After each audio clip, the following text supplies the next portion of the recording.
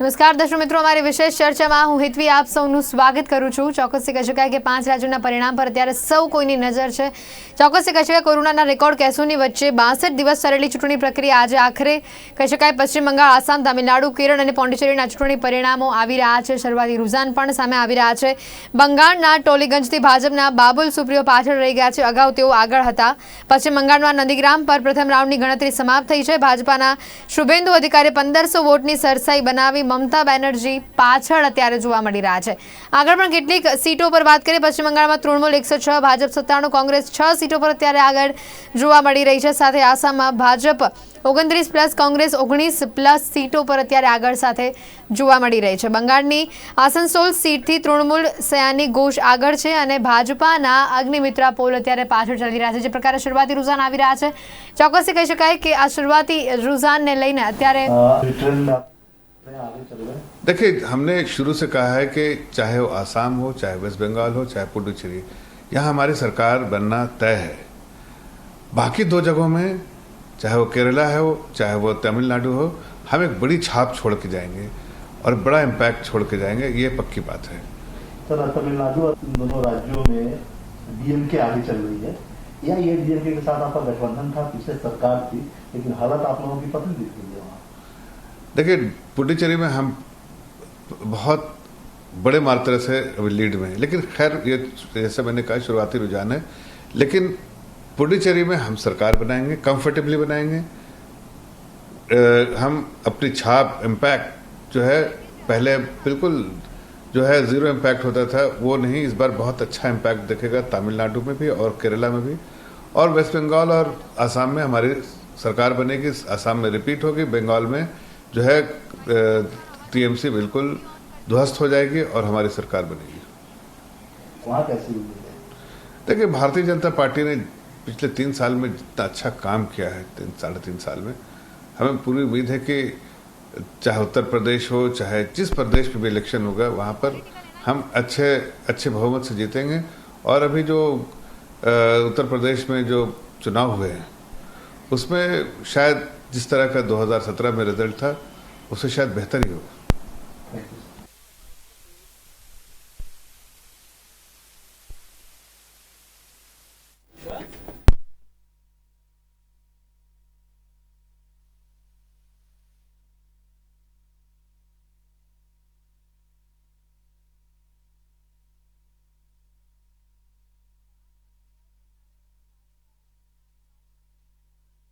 નહીં આગળ વધારે મારી સાથે પોલિટિકલ એનાલિસ્ટ ડોક્ટર પ્રતિક ત્રિવેદી અહીંયા જોડાઈ ગયા છે। પ્રતિકજી, જે પ્રકારે શરૂઆતી રૂઝાન સામે આવી રહ્યા છે, આપની પ્રથમ પ્રતિક્રિયા શું છે?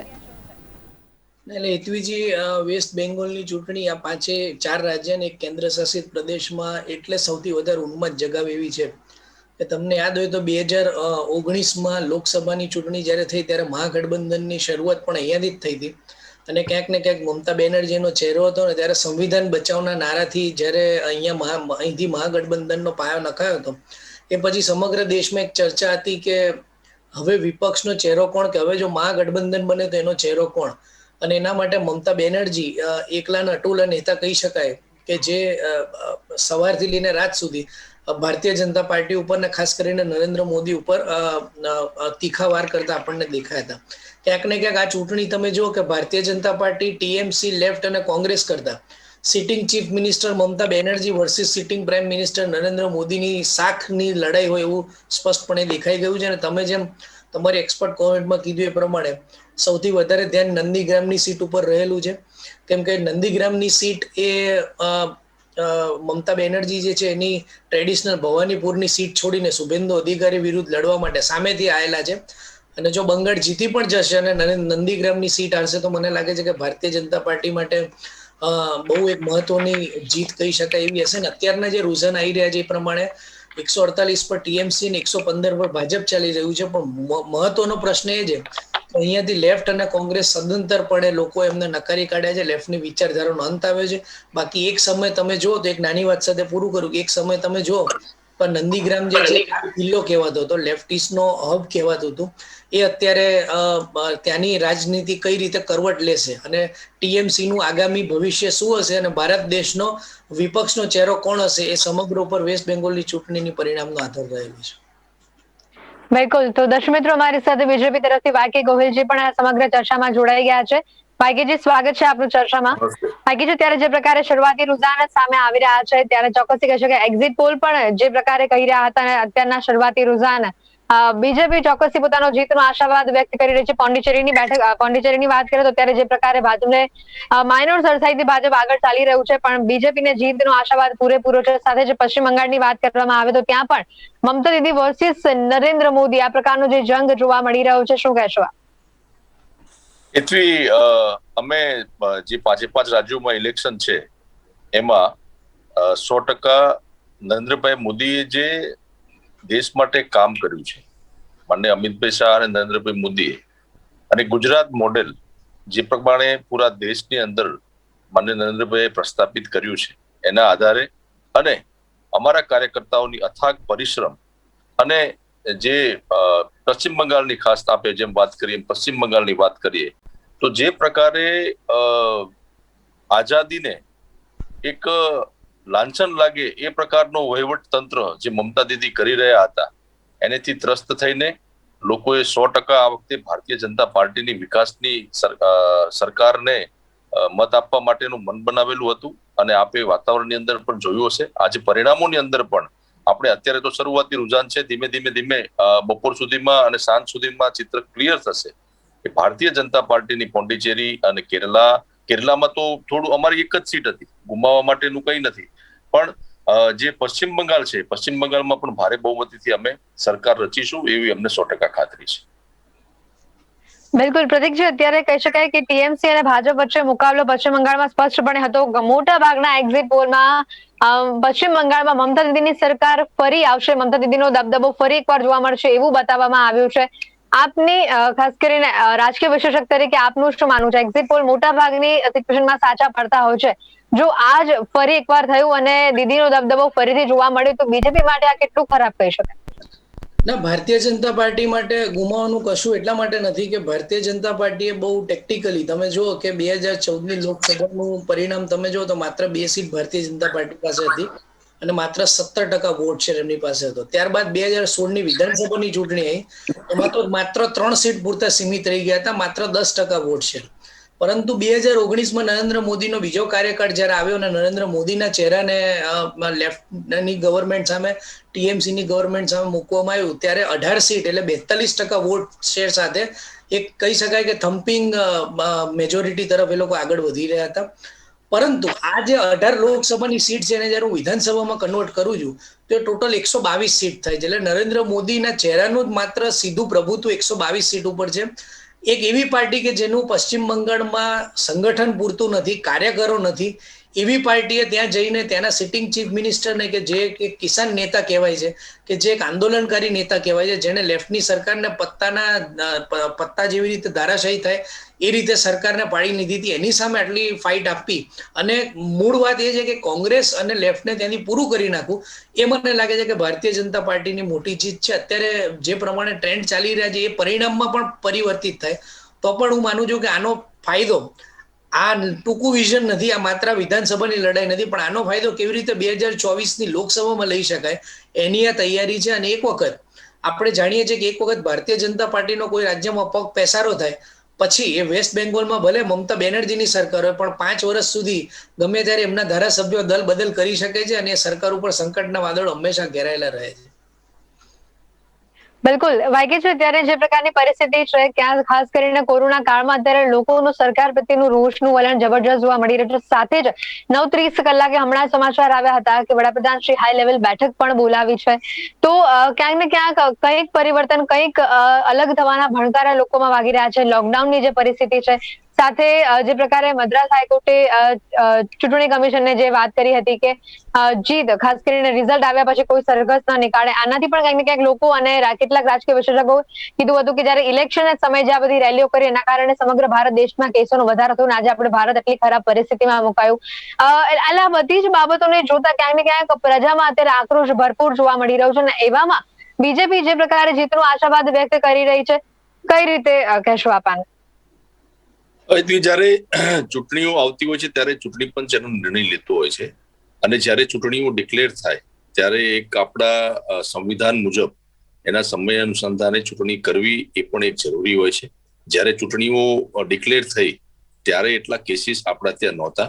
જ્યારે મહારાષ્ટ્રની અંદર જે બીજા સ્ટ્રેનની શરૂઆત થઈ, એ બીજા સ્ટ્રેનની શરૂઆતની અંદરથી ત્યાં કેસો વધવાના ચાલુ થયા. એટલે જે પ્રકારની પરિસ્થિતિ, કુદરતી આફત આપણા દેશ ઉપર આવી છે, એને માત્ર કોઈ એક રાજકીય પાર્ટી કે રાજકીય વાત ઉપર ન લઈ અને લોકોની સેવા કેમ થઈ શકે, લોકો પાસે જઈને એમને મદદ કેમ કરી શકાય, આ પ્રકારનું જો કામ આપણે કરીએ તો બધા સાથે મળીને 100% એક મહામારીની અંદરથી બહાર આવી શકાય. અને ઇલેક્શનની અંદર જે ભારતીય જનતા પાર્ટીના કાર્યકર્તાઓ અને સરકારે આ મહામારીની સામે અડગ રહીને જે કામગીરી કરી છે, કામગીરીને આધારે પણ અમને મત મળશે એવી 100% અમને ખાતરી છે. પ્રતીકજી, તમિલનાડુ બેઠકની વાત કરીએ તો ચોક્કસથી કહી શકાય કે આ વખતે જે એક્ઝિટ પોલ સામે આવ્યા, એ એક્ઝિટ પોલમાં પણ રાજ્યમાં આ વખતે સત્તા બદલાતી જોવા મળી રહી છે. કહી શકાય કે સર્વે મુજબ ખાસ કરીને નેતૃત્વમાં ડીએમકે રાજ્યની સૌથી મોટી પાર્ટી પણ બની શકે છે, એવું પણ ક્યાંક સામે આવી રહ્યું છે. કઈ રીતે જુઓ છો આપ? ના, એટલે તમિલનાડુમાં તમે જુઓ કે જે એક્ઝિટ પોલ આ એ વખતે પણ આપણે ચર્ચા કરી હતી કે ડીએમકે કોંગ્રેસ એટલે કે સ્ટાલિનના નેતૃત્વ વાળી આ ગઠબંધનની સરકારનું નાક આગળ હોય એવું સ્પષ્ટપણે દેખાઈ રહ્યું છે. આમ જોવા જાવ તો એઆઈડીએમકે એટલે પલાની સ્વામીની એક ખેડૂત પુત્ર તરીકેની છબી તમિલનાડુમાં ઘણી સારી છે. કોરોના કાળ દરમિયાન ખાસ કરીને એમણે ઘણી સારી એવી વેલફેર સ્કીમ્સ પણ લોન્ચ કરી છે. પણ ક્યાંક ને ક્યાંક તમિલનાડુ એક એવું રાજ્ય બની ગયું છે કે જેની 243 વિધાનસભાની સીટમાં પ્રથમ વખત આખા દેશમાં એવું થયું છે કે ભારતીય જનતા પાર્ટી એ એઆઈડીએમકે માટે લાયબિલિટી બની ગયું છે. એટલે એવું ત્યાંના સ્થાનિક પત્રકારો, ત્યાંના સ્થાનિક મુખપત્રો અને સ્થાનિક ચેનલો પણ એવું કહી રહી છે કે જો એઆઈડીએમકે એકલું લડતું હોત તો કદાચ એને વધારે સીટ મળવાના ચાન્સીસ હતા.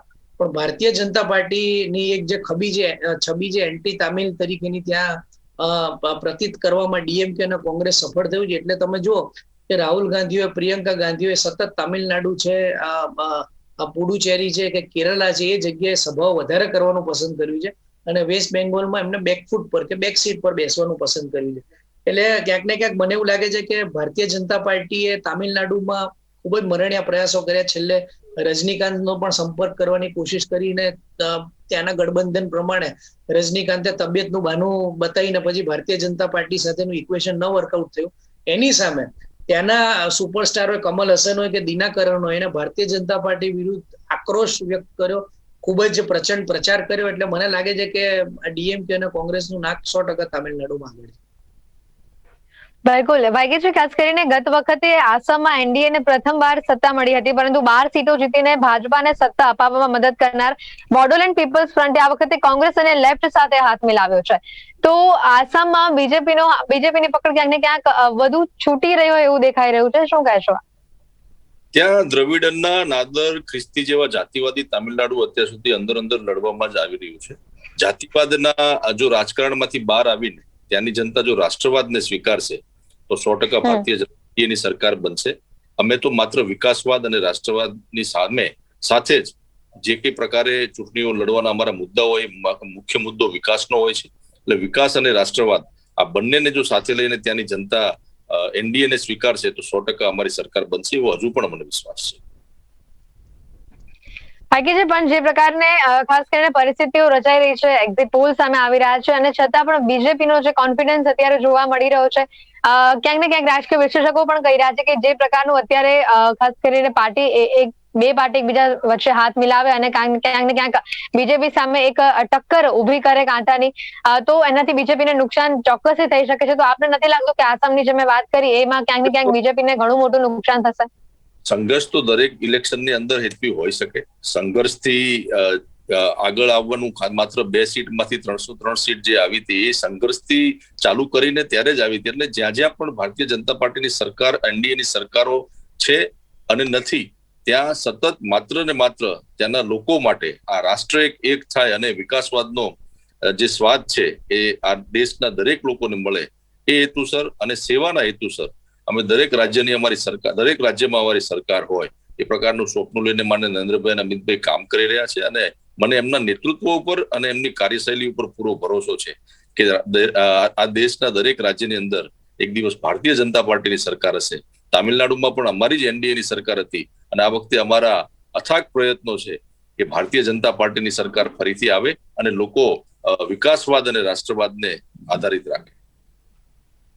પ્રતિકજી, આસામનું જે પ્રકારે અહીંયા ગણિત બેસી રહ્યું છે એને જોતા આપ શું કહેશો? અને સાથે જ અત્યારે તમામ સીટો પર ક્યાંક ને ક્યાંક હાંઠાની ટક્કર ચોક્કસથી જોવા મળી રહી છે. બીજેપીનો જે જીતનો આશાવાદ છે એને પણ આપ કઈ રીતે જોઈ રહ્યા છો? ના, એટલે તમે સાચી વાત કીધી કે ગઈ વખતે આસામમાં ભારતીય જનતા પાર્ટી અને બોડોલેન્ડ પીપલ ફ્રન્ટ એટલે BPF એમનું ગઠબંધન હતું અને સારા એવા વોટ શેર એટલે કે લગભગ 64% જેટલો વોટ શેર લેવામાં આ ગઠબંધન સફળ રહ્યું. 2019 લોકસભાની વાત. પરંતુ અત્યારે ભારતીય જનતા પાર્ટી અને BPF ત્યાં અલગ થઈ ચુક્યા છે અને એક નવો જે ફ્રન્ટ બન્યો છે UPPL એની સાથે ભારતીય જનતા પાર્ટીનું ગઠબંધન થયું છે. હમણાં થોડા સમય પહેલા એટલે કે ડિસેમ્બરમાં બોડોલેન્ડ ટેરિટોરિયલ કાઉન્સિલ એટલે કે BTC ની જે ચૂંટણી થઈ એ ચૂંટણીમાં પણ ક્યાંક ને ક્યાંક UPPL કબજો જમાવવામાં બોડો વિસ્તારમાં એ સફળ રહ્યું છે અને માટે જ ભારતીય જનતા પાર્ટીને ક્યાંક ને ક્યાંક એવું લાગ્યું કે બોડો કમ્યુનિટી જે આસામમાં સૌથી વધારે પ્રભુત્વ ધરાવતી 12% જેટલું એમનું પ્રભુત્વ છે, તો એના મત BPL કરતા UPPL જે વિકાસના નામે આગળ ચાલે છે એમને સારી રીતે અપાઈ શકે. આ સામે તમે જુઓ તો પેટ્રોલ, ડીઝલ, મોંઘવારી, બેરોજગારી જેવા મુદ્દાઓ આસામમાં પણ છે, પણ ત્યાંના CM જે સર્વાનંદ સોનોવાલ અને હેમંતા બિસ્વા આમની જોડી એ ત્યાં ખાસું એવું ધ્યાન લોકોનું કેન્દ્રિત કર્યું છે. ખાસ કરીને કોરોના કાર્યકાળમાં હેમંત બિસ્વાના કામની સમગ્ર દેશમાં ચર્ચા થઈ રહી છે. એ જોતા અને આમ જુઓ તો તમે આ બોડો કમ્યુનિટી જે આસામ ઘણા સમયથી ઉગ્રવાદી ગતિવિધિઓ ઉપર ક્યાંક ને ક્યાંક ઉગ્રવાદી ગતિવિધિઓ વિકાસ પર આવી રહી છે, પરંતુ છેલ્લા ઘણા સમયથી એટલે કે 5 વર્ષનું જે ભારતીય જનતા પાર્ટીનું શાસન ત્યાં આવ્યું એ દરમિયાન એ લોકો 3 વિવિધ પ્રકારની સંધિ કરીને એને ક્યાંક ને ક્યાંક લોઅર કરવામાં સફળ રહ્યા છે અને સામે 15 વર્ષના કોંગ્રેસના કાર્યકાળમાં થયેલા ભ્રષ્ટાચાર હજી પણ એમને નડી રહ્યા છે. એટલે જે પ્રકારના રૂઝાનો છે અને જે પ્રકારનું ત્યાં બોડો કમ્યુનિટીનું UPPL તરફનું ઝુકાવ છે એ જોતા હું માનું છું કે ત્યાં એટલી સ્પષ્ટ બહુમતી આટલી જલ્દી નહીં મળે, પણ ભારતીય જનતા પાર્ટીને થોડોક એજ સામેના ગઠબંધન કોંગ્રેસનું જે બોડો પીપલ ફ્રન્ટ સાથેનું ગઠબંધન છે એના કરતા સ્લાઇટ એજ આપણે કહી શકીએ. બિલકુલ. સાથે જ 2019ની લોકસભાની ચૂંટણીમાં અહીંયા બંગાળની વાત કરીએ તો ભાજપે બંગાળની 128 વિધાનસભા સીટો પર સરસાઈ મેળવી હતી પ્રતિકજી, જ્યારે તૃણમૂલની સરસાઈ ઘટીને માત્ર 158 સીટો પર રહી હતી. આ વખતે ઓછા વોટિંગે તૃણમૂલની ચિંતામાં ક્યાંક ને ક્યાંક વધારો કર્યો છે, તો આની અસર અહીંયા પરિણામ પર ચોક્કસ પડશે એવું આપણે કહી શકીએ. સાથે જ બંગાળમાં જે ચૂંટણી સભાઓ વડાપ્રધાનશ્રીએ ગજવી, તમામ પક્ષના લોકોએ ગજવી અને પછી ત્યાં જે કેસોમાં ઇન્ક્રીઝિંગ થવાનું શરૂઆત થઈ, પરિસ્થિતિ ક્યાંક બગડી, જેના કારણે લોકોમાં પણ રોષનો એક માહોલ હતો જ. અને સાથે જે પ્રકાર અત્યારે કોરોનાની મહામારી છે, કોઈ પણ મુદ્દા અત્યારે ન જોતા કોરોનાની મહામારી અને એમાં સરકારની કામગીરીને જોવા જઈએ તો ક્યાંક ને ક્યાંક પ્રજાને સરકારની કામગીરી પર રોષ છે જ અને કેન્દ્રીય નેતૃત્વ પર પણ ક્યાંક પ્રજા સવાલ ઉઠાવી રહી છે. શું કહેશો? ના, એટલે આપણી આ વિધિની વિધાનતા કહો કે વિધિની વિચિત્રતા કહો કે આ કોરોના વાયરસે આપણા દેશની પોલિટિકલ સિસ્ટમને એક્સપોઝ કરી દીધી છે. આપણે સમજવામાં નિષ્ફળ રહ્યા છે કે સંવિધાન આપણને ચૂંટણી કરવાનો અધિકાર આપે છે. સંવિધાનમાં વેક્યુમની ક્યાંય જગ્યા નથી, માન્ય છે. કોર્ટનો આદેશ પણ માન્ય છે અને સંવિધાનમાં આપેલી કલમો પણ માન્ય છે, પરંતુ ચૂંટણીથી કોઈને વાંધો નથી, ચૂંટણીના પરિણામથી કોઈને વાંધો નથી. પણ આ જે જંગી સભાઓ તમે કરી છે ને આ જે જંગી સભાઓમાં જંગી જનમેદની જોડાઈ છે, અમને એની સામે વાંધો છે. અને રાજકીય વિશ્લેષકો હોય કે આમ જનતા હોય એ સતત એનો વિરોધ કરી રહી છે કે તમે ચૂંટણી કરો, પણ શું એક ચૂંટણી આપણે ડિજિટલ માધ્યમથી ન કરી શકીએ? શું એક ચૂંટણી આપણે પ્રચાર વગર ન કરી શકીએ? દુનિયાની સૌથી મોટી મહાસત્તા અમેરિકાના પ્રેસિડેન્ટ, નોમિનેટેડ પ્રેસિડેન્ટ જો બાઇડન જયારે ચૂંટણી લડતા હતા ત્યારે માત્ર કારમાં સભા કરતા હતા, એટલે કારમાં લોકો આવે ને કારમાં જતા રહે. એ પ્રકારની પરિપક્વતા આપણા નેતાઓ જે વૈશ્વિક છબી ધરાવવાની આત્મશ્લાઘા કરતા હોય જે ન કરી શક્યા, અને એનું પરિણામ એ છે કે આ દેશનો જે આપણે ગર્વ લેતા હતા કે આ દેશે દુનિયાને વેક્સિન આપી છે, વેક્સિનના નિર્માતા અદાર પૂનાવાલા એ આ દેશ છોડીને અત્યારે લંડન જતા રહ્યા છે. અને કાલે ત્યાંના અખબારમાં એવું સ્ટેટમેન્ટ આપે છે કે ભારતના ઉચ્ચ કક્ષાના નેતાઓ જેના શીર્ષ નેતૃત્વથી મને ધમકીઓ મળે છે, એટલે હવે હું રસીનું ઉત્પાદન કાં તો યુકેમાં કરીશ અથવા રશિયામાં કરીશ. એટલે મને એવું લાગે છે કે ક્યાંક ને ક્યાંક આ પોલિટિકલ પરિપક્વતા બતાવવાનો સમય આપણે ચૂકી ગયા છીએ. અને તમે યાદ રાખજો હિતવીજી કે વેસ્ટ બેંગોલની જનતા જે છે પોલિટિકલી ખૂબ જ અકડ અને પરિપક્વ છે. 1974 થી અત્યાર સુધી ક્યારે પણ ખંડિત મેન્ડેટ એમણે આપ્યું નથી. એમનું જે પણ મેન્ડેટ હશે સ્પષ્ટ હશે. પણ મેં એવું પણ કહેતા લોકોને જોયા છે કે નરેન્દ્ર મોદીએ પશ્ચિમ બંગાળના ગ્રામીણ વિસ્તારમાં કલ્ટ ફિગર, એટલે ભગવાન નહીં પણ ભગવાનથી નજીકના ફિગર હતા, પણ એમણે જે આ જંગી જનમેદનીઓ કરી એનાથી એમની આ છબીને ઘણી ઠેસ પહોંચી છે. ભાગ્યજી, આ વાત ઉપર શું કહેશો? પ્રતિકજી જે મુદ્દા મૂક્યા છે એના પર આપની શું પ્રતિક્રિયા છે? એથી જ્યારે આપણા સંવિધાન મુજબ જ્યારે ચૂંટણીઓ થાય ત્યારે ચૂંટણીઓ જે પ્રકારે વર્ષોથી થતી આવે છે અને આપણા દેશની જે પ્રણાલી છે, જે પ્રકારની એક વ્યવસ્થા છે, એ પ્રમાણે ચૂંટણીમાં દરેક પક્ષે પોતાનું જોર લગાવવાનું રહેતું હોય છે. જનમેદની ભેગી કરવી એ કોઈ ખોટી વાત નથી, પણ સોશિયલ ડિસ્ટન્સિંગ અને એના જે પ્રોટોકોલ્સ છે એ પ્રોટોકોલ્સ એને ફોલો કરાવવા ભારતીય જનતા પાર્ટીના તમામ લોકોએ સંપૂર્ણ પ્રયાસ કર્યા છે ને ઘણા હદે અમે એમાં સફળ પણ ગયા છીએ. જ્યારે પશ્ચિમ બંગાળની અંદર ચૂંટણી થઈ એ પછીના જે છેલ્લા 2 કે 3 સભાઓ કે 4 સભાઓ હતી એ માનનીય નરેન્દ્રભાઈ મોદીએ સામેથી કીધું હતું કે ભાઈ હવે હું કોઈ ચૂંટણી સભા નહીં કરું અને કોઈ જનમેદની પણ નહીં કરું. કોંગ્રેસના લોકો અથવા તો પશ્ચિમ બંગાળમાં દીદીના લોકો એ તો જે કઈ પ્રમાણે ત્યાં કામ કરી રહ્યા હતા, જે પ્રમાણે લોકો ભેગા કરી રહ્યા હતા, ન તો એમાં કોઈ સોશિયલ ડિસ્ટન્સિંગ અથવા તો જે પ્રોટોકોલ છે એનો કોઈ સમાવેશ થતો હતો. અને જે રીતે એ લોકોની દાગ ધમકી દાદાગીરી જે એમની ત્યાંની જે શાસનની પ્રણાલી છે ત્યાંથી પશ્ચિમ બંગાળના લોકો ત્રસ્ત થયા છે. અને જેમ મારા વાયકેજી, તો વડાપ્રધાનશ્રીની રેલીમાં પણ એવું જ જોવા મળ્યું હતું કે મોટી સંખ્યામાં જનમેદની, કોઈએ માસ્ક ન પહેર્યું હોય, સોશિયલ ડિસ્ટન્સિંગ પણ ન હોય, અને છતાં પણ વડાપ્રધાનશ્રી સ્ટેજ ઉપરથી તમામ જનતાને સંબોધિત કરતા. શું વડાપ્રધાનશ્રી સ્ટેજ ઉપરથી એવું ન કહી શકે કે અહીંયા સોશિયલ ડિસ્ટન્સિંગ નથી તો સભા કરવી જ નથી? એથી જ્યારે કોઈ રાજનીતિક સભાઓ સંબોધતો હોય છે ત્યારે અમારી પાર્ટીમાં મેં આપને જેમ કીધું એમ પહેલેથી જ એક ડિસિપ્લિન પાર્ટી છે.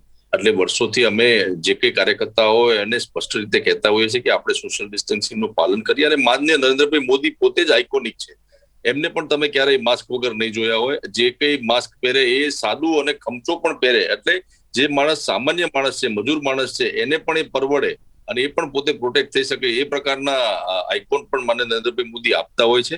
જ્યારે જનતાની વાત આવે ત્યારે એમની લોકચાહનાને કારણે લાખો લોકો ઉમટી પડે તો એ વ્યવસ્થાને પણ પહોંચી પડવા માટે અમુક વાર તકલીફો પડતી હોય છે. એટલે જ માનનીય નરેન્દ્રભાઈ મોદીએ છેલ્લા 4 વખતમાં કોઈ પણ ચૂંટણી સભા નહોતી કરી અને જનમેદની ભેગી કરવાની પણ ના. ઠીક છે દર્શક મિત્રો, ખાસ કરીને અત્યારની જે પ્રકારની પરિસ્થિતિ છે અને અત્યારે જે શરૂઆતી રુઝાન આવી રહ્યા છે સામે, અને ખાસ કરીને જે પ્રકારે કાંટાની ટક્કર અત્યારે જોવા મળી રહી છે, આ સમગ્ર વિષય ઉપર 5 રાજ્યોના ઇલેક્શન પર ચર્ચા કરી. અને મારી સાથે ચર્ચામાં જોડાયા હતા રાજકીય વિશ્લેષક ડોક્ટર પ્રતિક ત્રિવેદી અને સાથે જ બીજેપી તરફથી વાયકે ગોહિલજી. આ બંને મહેમાનોનો ખૂબ ખૂબ આભાર આપ જોડાયા તે બદલ. Thank you. દર્શક મિત્રો, ત્યારે ચર્ચામાં સમય થયો છે વિરામ લેવાનો. આ પ્રજા આપશો. નમસ્કાર.